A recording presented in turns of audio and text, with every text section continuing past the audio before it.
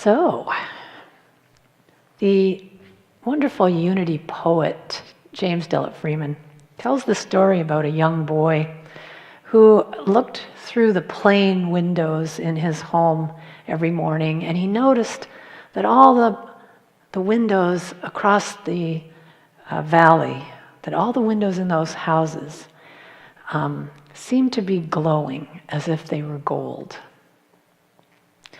And one day he goes across the valley, and when he gets there, he discovers that the windows in those houses are as plain and ordinary as the windows of his own. However, he looks back at his neighborhood, and he's surprised to find that those windows are glowing as if they are gold. And it's a great illustration of how the gold that we may be seeking outside of ourselves in life is right here in our own backyard. We carry it with us. And this idea of finding the gold, finding hidden treasure in our own backyard, it's a theme that's found in many spiritual traditions and cultural stories around the world. Christian parables and Buddhist and Hindu stories and tales from the Hasidic Judaism and Sufism. They all have their version of that story. But the feel-good lure and mystery of discovering hidden treasure has a catch to it. There's some sweat equity involved. In fact, we need to get our shovel and start to dig. We have to do the work for that. Because this treasure lies dormant unless it is excavated. And so my talk title this morning is Mining the Hidden Gold. And so I'm going to invite us all to go on an exploration of how to go about that. So let's get our metaphorical shovels ready. You know, I think a lot about cultural transformation, especially in these times. And not only thinking about the transformation, but always looking for what's my part in helping to bring it forth, to bring forth a new paradigm of living. What's mine to do? And recently I read something that was written by the author of A Wrinkle in Time, Madeleine L'Engle. She wrote this. She wrote that she said that she has much more resonance with the writings of the Cappadocian fathers from the 4th century than she does of more contemporary mid-20th century theologians such as Paul Tillich, who's there on the screen. But her reasoning might surprise you. She feels much more culturally aligned with those early Christian writers because they were living at the time of the fall of Rome. Civilization was changing radically. People were no longer used to living in luxury. The aqueducts and the heating systems were breaking down. The roads were no longer being kept up. And the writings from that time reflect the end of an empire. So I get her point. Now, she wrote these words in 2001, but it got me thinking about our current culture's seeming demise, and I thought about that. I thought that her words had an almost prophetic ring to them, and it made me wonder how much we have learned in the ensuing centuries or not learned. And I imagined Nero fiddling while Rome burns, and I considered that I might be doing a 21st century version of that, fiddling while Rome burns. And so I looked up some of the writings of the Cappadocian Fathers, and I found this. And so let us be glad and bear with patience everything the world throws at us, secure in the knowledge that it is then that we are most in the mind of God. Now, the way I might say that is that whatever is arising in our life, know that we have within us all that we need to meet it, and not only to meet it, but to transform it. And here's why. We are in the presence of the divine right now and always. We're surrounded and enfolded in the one life, and we are securely held in the heart of the infinite. in the power of God. And so after reading that quote, I found myself with a sort of a renewed sense of looking at activating that power in order to take the kinds of actions that can help to midwife a new paradigm of living into emergence while hospicing what is needing to be released, what is ready to be released. And what I discovered was this: the kind of work that needs to be done can also help me to find the gold in my backyard. Their two are related. You may have read in this week's e-news about wabi-sabi. It's an ancient Japanese practice which has as its main precept an acceptance of day-to-day life's imperfections and impermanence. And this practice actually becomes an art form when it goes beyond acceptance to actually finding the immense value and beauty in the midst of the seeming flaws and limitations that arise within our physical existence. In essence, it's about learning to mine the hidden treasure contained within the imperfection. And one could reasonably argue that we appear to be in the midst of a great opportunity for a crash course on wabi-sabi. With a world currently immersed in a raging pandemic, along with daily doses of racial injustice, political unrest, blatant corruption, escalating violence, and divisiveness, just thrown in for good measure. There's no shortage of news headlines or Twitter feeds or Facebook posts to choose from to put this practice to the test.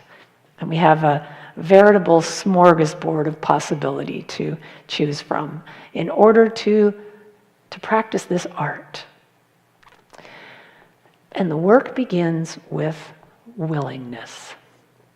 A sense of willingness, a willingness to see it differently. Words of wisdom from the Buddhist monk Thich Nhat Hanh. For things to reveal themselves, we need to be ready to abandon our views about them. Very wise words. We have to see them from a different perspective. And I have to regularly check my internal reactivity to the news, to the latest news, and to be willing to view it from a different observation point. And that takes willingness. Willingness to look within. Willingness to stay present to whatever is arising, regardless of the possible discomfort. Not only to be present to it, but to stay connected with the situation with compassion and curiosity. And then to look for whatever the gift may be for me as I learn from it. See? This is how the Q process actually works. And I have to say, to be clear, this is a revolutionary view of the world. I certainly was never taught this when I was younger, how to find value in life's imperfections and imperfect moments, and even more radically, to look within and find the value rather than trying to fix what's out there. Seems very counterintuitive to my typical reaction. But to borrow a phrase from the writer Tama Kieves, if I am committed to being a contribution rather than a casualty of whatever is arising, then that's what the work is. Committed to being a contribution rather than a casualty. So it's an inner revolution. And the work becomes embodying the ideal or the principle that I wish to see expressed in the world. Principles are not meant to only be studied. They're meant to be lived, to be expressed, to be embodied. And when we remember this, when we remember that we are each a center of divine consciousness and that what we do has an effect on the world, we step into our power as spiritual beings here with spiritual business to transact on our physical plane. We're here to make a difference. And we have to start within. It all starts here. So wabi-sabi is similar to the work of Byron Katie. You may be familiar with that. Loving what is. And instead of loudly proclaiming that things should be this way, they should be different, they should be this way, they should be that way, instead of that, we take a breath and we find acceptance in the moment that this is what's happening. And we stop resisting it and we begin to approach it with a willingness to see it differently. Katie asks, how do you know this is the way it should be? Because it's the way it is. That's her logic. And the key, though, is to stop fighting it, to take a breath and come to acceptance of the moment. Now, does that mean that we just have to roll over and say, nothing I can do to change this, or to give up? No. I want everybody, shake your head, no, wherever you are, I'm just imagining you're saying no. But ironically, we have to get to a place of acceptance of what is before we can even hope to change anything. It's about giving up being right for being love in action, for being the presence of compassion and peace. We have to give up being right to be the presence of peace. Araya Mountain Dreamer says it this way: having compassion does not mean indiscriminately accepting or going along with others' actions regardless of the consequences to ourselves or the world. It's about being able to say no where we need to without putting the other out of our hearts, without making the other less of a fellow human being. That really captures it. But she goes on to say there's a difference between discerning and sometimes even opposing harmful behavior and making the other wrong, less than we are, less of a part of that presence that is greater than ourselves in our own minds and hearts. And when I stop fighting with a situation, when I say yes to changing my perception, I call on a visionary power within me that lets me see it from a higher perspective. I now become open to the understanding that the world I am seeing through my limited senses is not the whole picture. I've heard it described as a holographic mirror. So imagine if what we're seeing played out for us right now in the world is a reflection of our collective cultural beliefs. Can you imagine that? And I can either run away from that and ignore it or deny it, or I can use the information as a valuable stepping stone to my own spiritual awakening. And that's when we find the gold. When we use what's being mirrored for us to look within. And without that willingness to see it differently, without the willingness to stay present and connected to what's arising with compassionate curiosity, I will just continue to rationalize my behavior, and I am masterful at doing that. But I will continue to do that. I'll continue trying to prove I'm right and that guy's wrong. It's not about me, it's about him.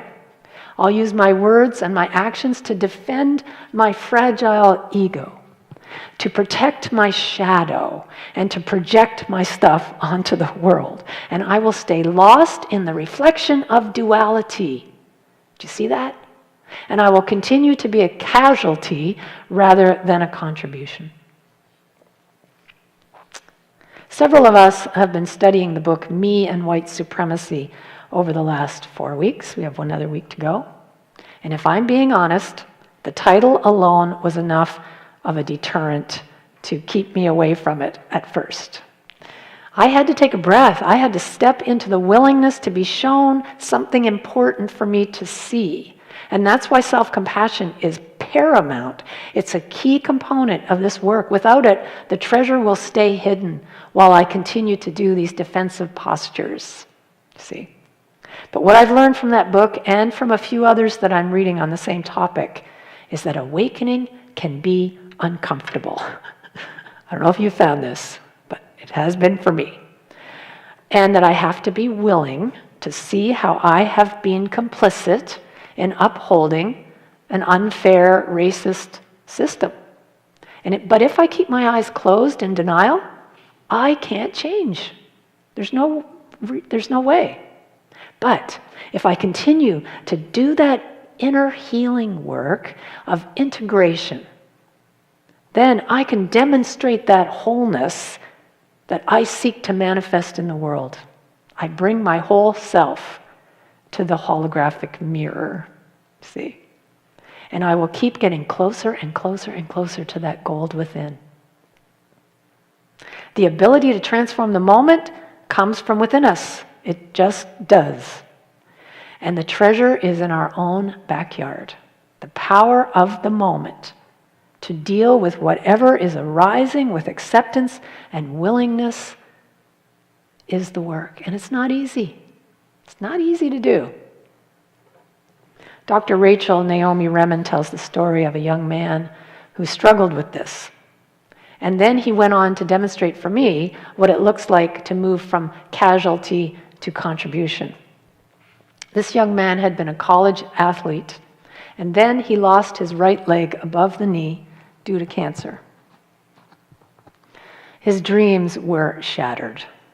He became bitterly angry. He left school. He turned to drugs and alcohol. He alienated most of his former friends, and he began hating people who were healthy and whole and well.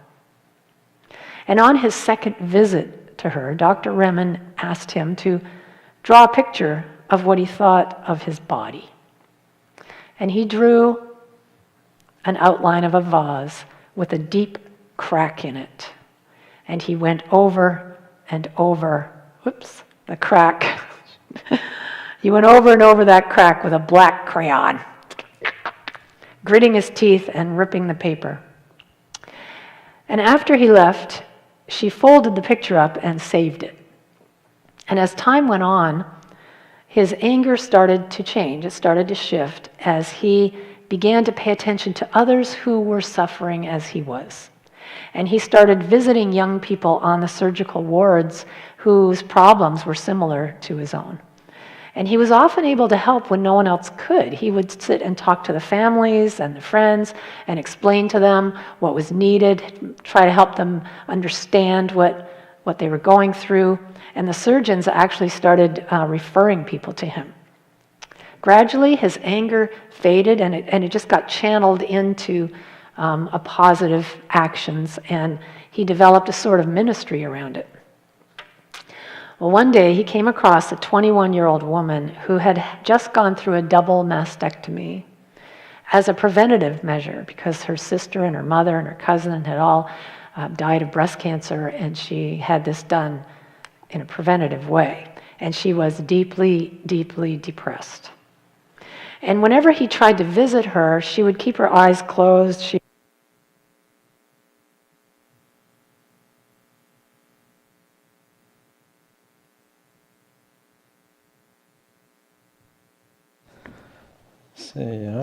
Giselle. Oh, there we go. There you are. Thank you. There you are. Yeah. Anyway, she closed her eyes and she wouldn't even look at him. And so one day, it was a hot day and he had on shorts, so his prosthetic leg was in full view. And when he walked in her room, there was a radio that was playing some rock music a little softly. So he stood up, he unstrapped the harness on his leg, and he let it drop on the floor with a bang, and her eyes flew open, and she saw him for the first time. And then he began to dance around the room on one leg, snapping his fingers and laughing. And after a moment, she burst out laughing, and she said, "Well, if you can dance, maybe I can sing." And so the two of them became friends, and together they began to visit people in the hospital. And eventually they were married. She became his wife.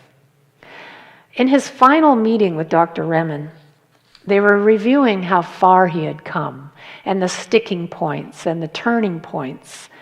And she opened his chart and found the picture. And he took a look at it and he said, "Well, it's not finished yet."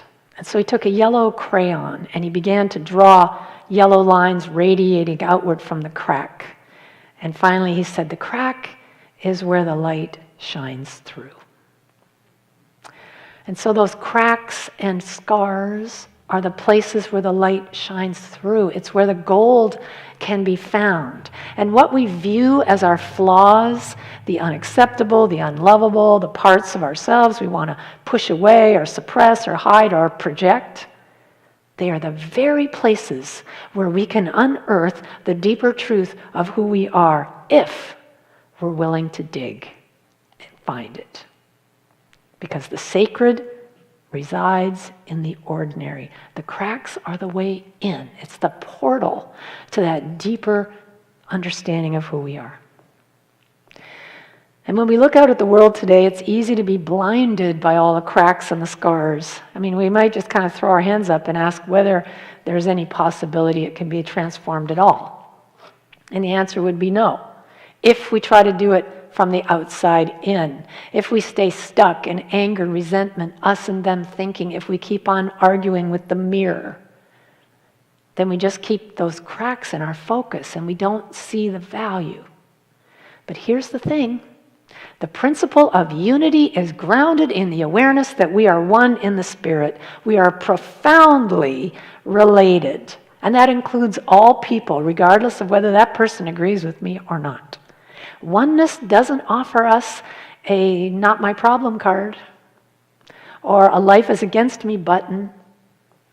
The interconnection of life is the reason why we do this work. It's the reason that I'm studying the books I'm studying and trying to make changes. The recently deceased congressman and civil rights icon, John Lewis, said, "Never ever be afraid to make some noise and get in good trouble, necessary trouble. Wabi-sabi is good trouble. Compassionate curiosity, willingness to see it a different way, that's good trouble. And they're both necessary trouble." And when I say trouble, it's because they're uncomfortable, but they're necessary. So let me ask you this. Are you ready to pick up your shovel and dig in? Yes. Okay, so I'm imagining that you're thinking about it at least, because here's some more questions. Are you willing to find the untold hidden treasure that's just awaiting your discovery to allow life's imperfections to lead you to something greater? You see, your very essence is divine, and you are being guided. You're being carried, you're being lifted through every action you take, no matter what is showing up in your world, no matter how it appears in the outer. That is the truth, and it always has been the truth. So are you ready to commit to being a contribution rather than a casualty, to mine all the gold that awaits you by using compassionate communication as your navigation tool, and to stop fiddling while Rome is burning? Well, if the answer to those is yes, let's take a look at, see, I'm just asking if you can dig in there.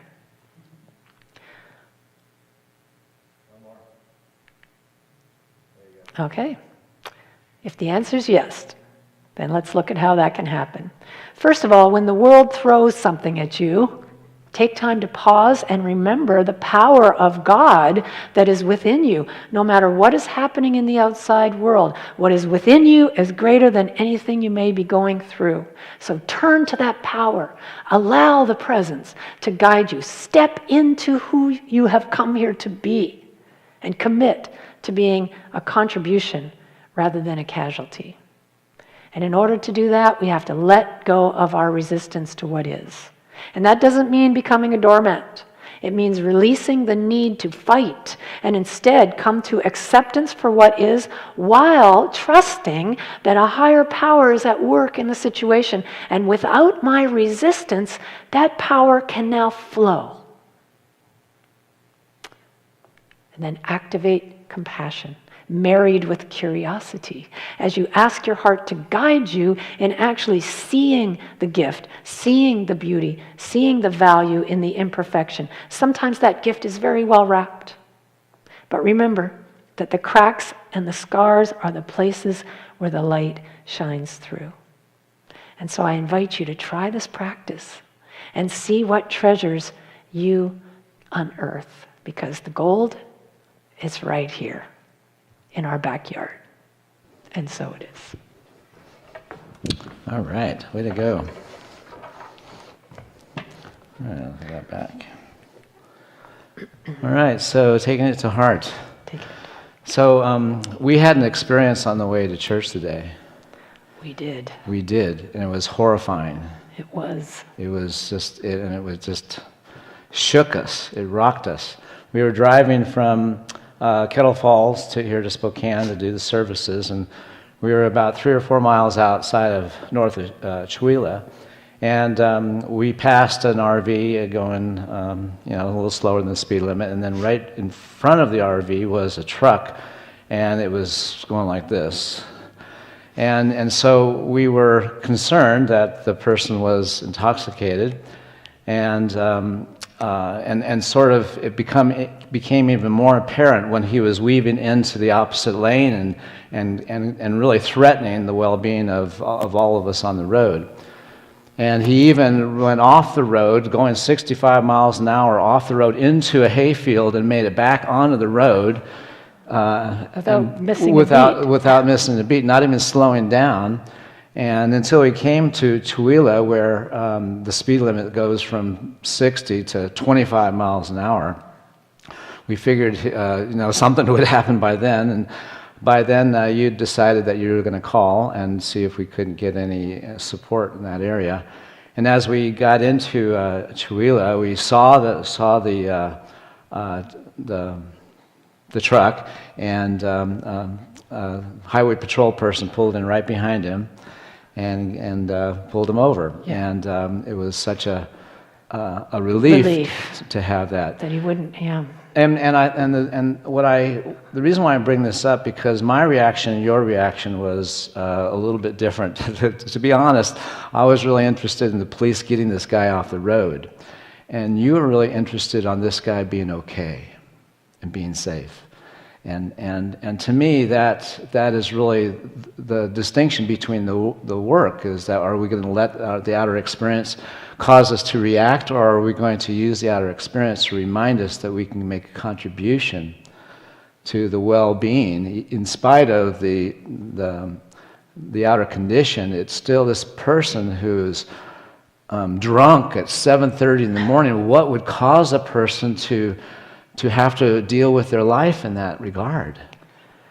Yeah, I felt great compassion, but great fear that he was going to, hurt somebody.